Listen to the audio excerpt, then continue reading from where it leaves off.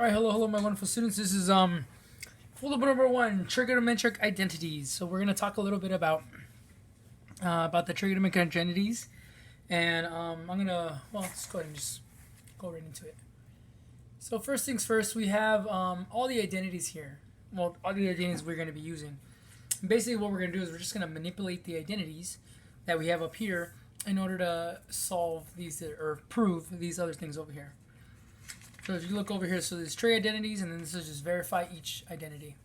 Okay, and it's going to be the same for the bottom three for the verify each identity.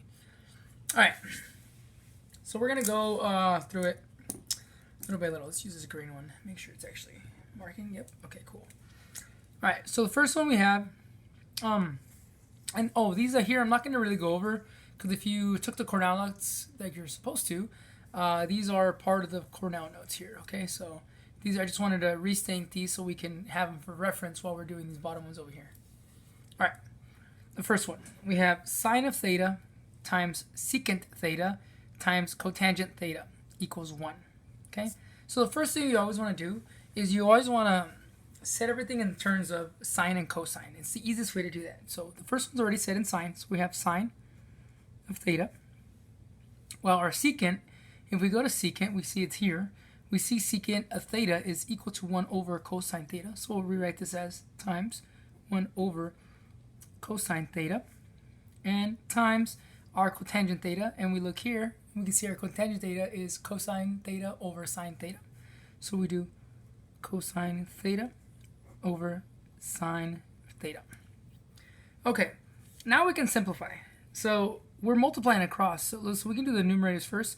Sine times 1 times cosine ends up being sine theta times cosine theta over, and then cosine theta times sine theta would be cosine theta times sine theta.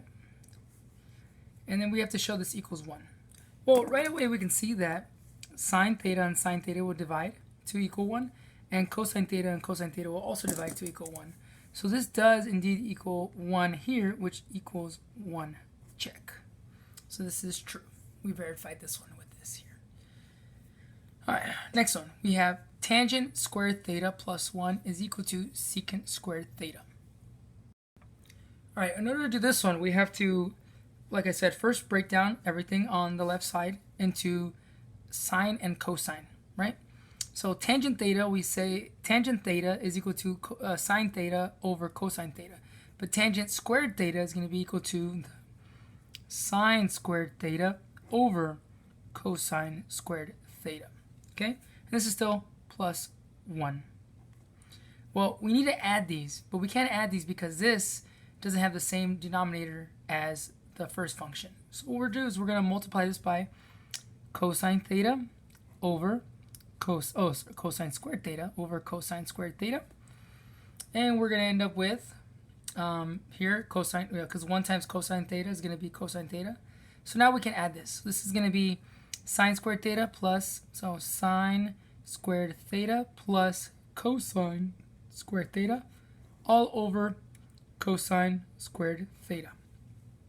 But up here we see that if we have cosine squared theta plus sine squared theta, which is the same thing as sine squared theta plus cosine squared theta, this equals 1. So we can rewrite this as 1 over cosine squared theta, which indeed is secant theta. Because if we look at this here, our secant theta is equal to 1 over cosine theta. So that's what we have here, right?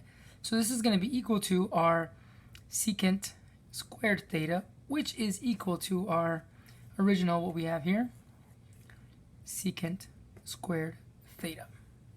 Check mark.